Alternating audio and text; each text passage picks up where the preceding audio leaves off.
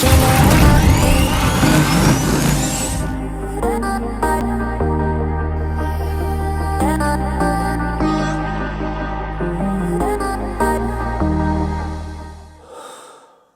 everyone, it is Magnum, and I just saw the new biopic of Steve Jobs, of the same title of course, and after seeing the quickly rushed into production, I think it was the 2013 film, just titled Jobs, starring Ashton Kutcher as Steve Jobs, I was more than a little bit let down by that film. And now we have Danny Boyle, of all people, his latest project, Steve Jobs. And if these Steve Jobs movies are going to start becoming like the next James Bond franchise, and they're going to make another 20 of them, they've now fortunately replaced the actor Ashton Kutcher with Michael Fassbender. I've got nothing against Ashton Kutcher when he's in comedy movies. It's unfortunate that 2013's Jobs was a comedy movie, and now we have this film, Steve Jobs, getting into the review here. First off, this is a full-on drama. Like, you know, there are funny moments in the film, but this is not, you know, an uplifting comedic, nor is it like on the more thrilling end of things, like Danny Boyle's the director, and, you know, that's the genre he's famous for producing.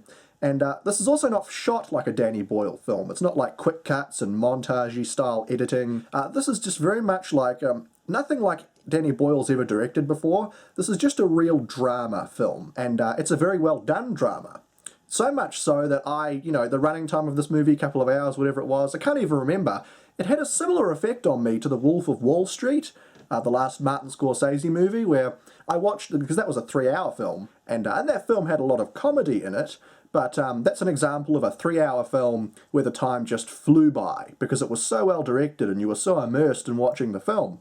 It didn't feel like watching The fucking Hobbit or anything like that. And now we have this film, Steve Jobs, a 2-hour-long drama that feels like it's only an hour long. I really just felt like I was completely taken on a journey with this film. I really, really enjoyed it.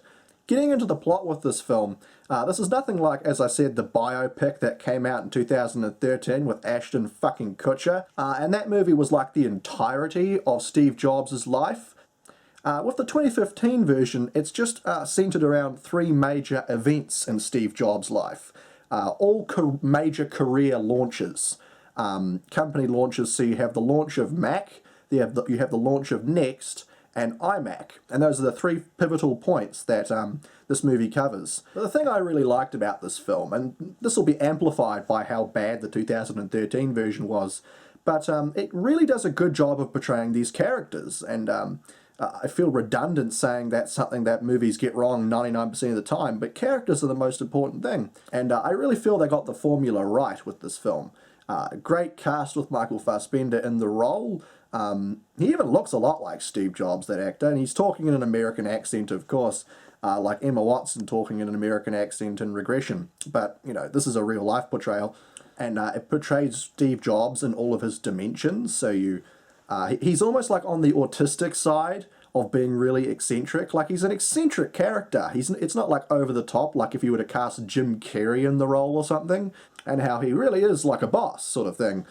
To having to deal with a woman in a previous relationship and a daughter that, you know, technically is his daughter, but you see from his perspective, and he's like a man with his own views. And but whether he's dealing with characters who are his friends, or, you know, women who want money out of him, the drama is always very entertaining. Like, it's very well written dialogue. But there's always an incredible amount of energy going on in the frame with everything that happens, every engagement. The 5-year-old girl, because there's like a little kid in this movie, and, you know, child actors can just ruin a movie. I mean, you don't have to talk about the Star Wars prequels, but you have a 5-year-old girl in the film playing Steve Jobs' biological daughter. They picked a good kid. Like, she's convincing. It's like the girl from the piano. You also have Kate Winslet, who plays like his secretary in the movie, and there is an extended argument sequence between him, Steve Jobs, and her, where she essentially wants money for her, I think it's her daughter's tertiary education, and she throws this massive tantrum, and I didn't really like her character that much. She could be compared as one of, like, the great movie monsters of all time, alongside Sharon Stone and her performance in the movie Casino. Let me go. What, and let you disgrace me, you fucking pig? Let you disgrace me? Get up and be a mother, get in the car and go to the house right now. Get up and get in the... Approval from him to go home? So what? So who fucking blew you in the parking lot before you came in, huh? You make me sick, you fucking... Once a fucking hooker, always a hooker. Oh, fuck you! Fuck you, Sam Rothstein! Fuck you! Anyway, I really enjoyed the drama in this film. The statement, I really enjoyed the drama in this film, is not something I say often, but it wasn't exactly funny, but it was so sharp and well written, and the energy of what was going on between people was enough to keep me entertained. I felt like I was watching an action movie. It was just so well done. And you see Steve Jobs, even though he's like this massive superstar and like ultra well accomplished person, and he's like as risen as you can be, really, he still has to deal with all the same shit. He's still got, you know, ego problems, and he has to deal with all the different colours of other people's characters that he has in his life, and people that show up in his life that drive him fucking insane, and, you know, he's just pulling his hair out or whatever hair he has left. Great scenes in this film, so much memorable stuff to talk about. I'd have to do a longer video. But his philosophy always was, I am going to die, and he just went and did things. And he's an interesting person. Like, I mean, I was interested in even seeing the 2013 crappy version of this movie because I was interested in the character as well. And that's just me. Some people don't give a fuck about Steve Jobs. But for anyone who's interested in watching a genuinely good film, and on top of that, they're interested in Steve Jobs and his life, I mean, you know, this is definitely the film for you. This will definitely be a contender at the Oscars. Like, I mean, it feels a bit like an Oscar bait movie. And what I mean by an Oscar bait film, and this is the one criticism I can throw at this film, you can take a film like The King's Speech, which was about a nice Australian man who helps the King of England overcome his anxiety so he can, you know, help the country and inspire them to win the war. Like, that's an example of an Oscar bait film starring, you know, like really famous actors. You have this film where, I don't know, it could be described as the same thing. It wasn't going out of its way to be anything that, you know, weird or eccentric.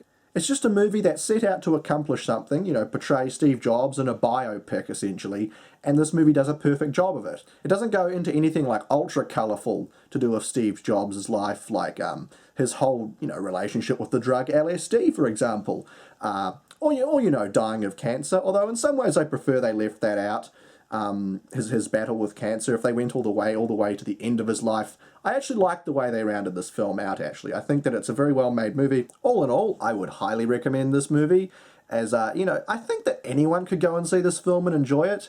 Like, you know, general movie-going audiences, people who like Transformer movies, whatever. I think anyone would still be able to find entertainment in this film, and, you know, the energy that comes from the performances, and the interpersonal relationships between characters. Everything's relatively flawless, and I mentioned little things like the 5-year-old, like even the little kid did a good job. Like, I mean, and that's rare. Like, even in movies that cost $200 million, like, I mean, little kids can ruin films. They really thought everything out. I can't fault this movie for anything. It does exactly what it set out to do, and I really enjoyed it.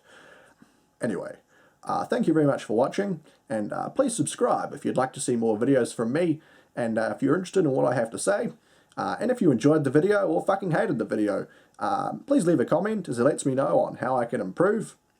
Other than all that shit, cheers again, and I'll hopefully see you on my next one. Thank you very much.